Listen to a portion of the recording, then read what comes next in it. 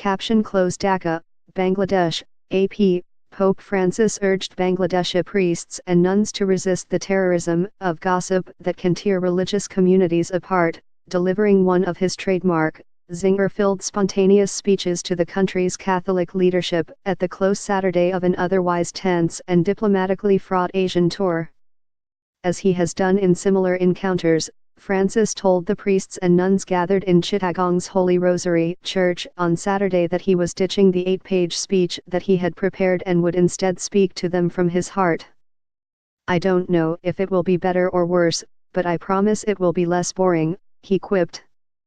And then for the next 15 minutes, Francis had the crowd in stitches, mixing paternal advice on how to tend to religious vocations, with tenderness, with gentle warnings about the havoc that gossip bombs can wreak when lobbed in closed religious life.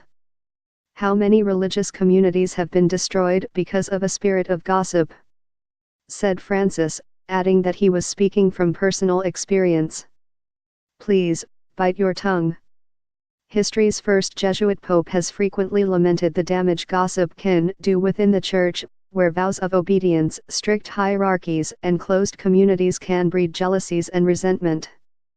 It's a message Francis has brought to ordinary parishes riven by divisions and to the top of the Catholic Church leadership.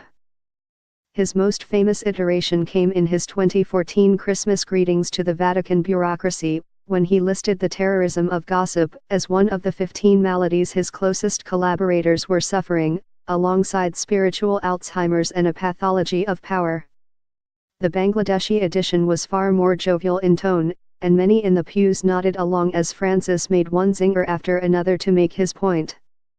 It was a humor-filled end to a tense diplomatic trip that saw Francis maintain public silence over the Rohingya refugee crisis while in Myanmar, only to address it head-on in Bangladesh with an emotional encounter with refugees themselves.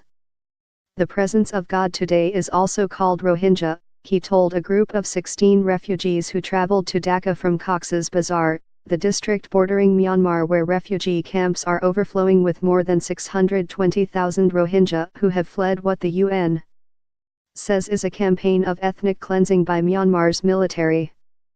Francis' final event in Bangladesh was a youth rally before boarding the plane for the flight home to Rome and his traditional airborne press conference.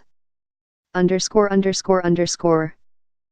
Follow Winfield at www.twitter.com/@winfield.